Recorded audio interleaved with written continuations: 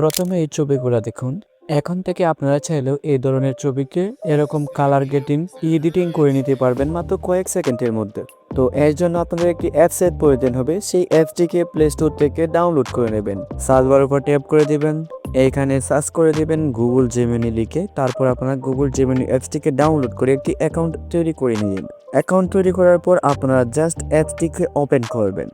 তারপর আপনার সামনে এরকম একটা ইন্টারফেস শো করবে। কোনায় দেখতে পাচ্ছেন একটি প্লাস আইকন রয়েছে, এখানে ট্যাপ করে দিবেন। এখানে দেখতে পাচ্ছেন ক্রিয়েট অ্যান্ড এডিটিং ইমেজ, তো আপনারা এই অপশনটার মধ্যে ট্যাপ করে দিবেন। আবারও প্লাস আইকনে ট্যাপ করবেন, দেন ফাইলের উপর ট্যাপ করে দিবেন। আবারও ফাইলের উপর ট্যাপ করে দিবেন। আপনাদের যে ফোনের গ্যালারিতে নিয়ে আসা হবে। এখন আপনারা গ্যালারি থেকে আপনার ফটোটাকে সিলেক্ট করে নেবেন, যে ফটোটাকে এডিটিং করতে চান।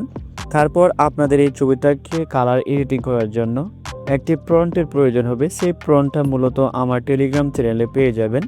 এখান থেকে আপনারা কোন কালার এডিটিং করতে চান আপনাদের ছবির মধ্যে, সেই ছবির প্রম্পটটাকে কপি করে নেবেন। তো কপি করার জন্য পোস্টের উপর ট্যাপ করে দিবেন, দেন কপিতে ক্লিক করে দিবেন। আবারও গুগল জেমিনি অ্যাপসের মধ্যে চলে আসবেন।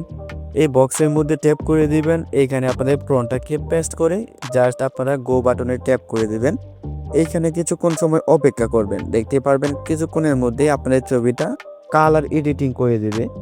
এখন আপনারা একটু নিচে চলে আসবেন। নিচে আসার পর দেখতে পাচ্ছেন আমাদের ছবিটা কিন্তু এডিটিং কমপ্লিট হয়ে গেছে।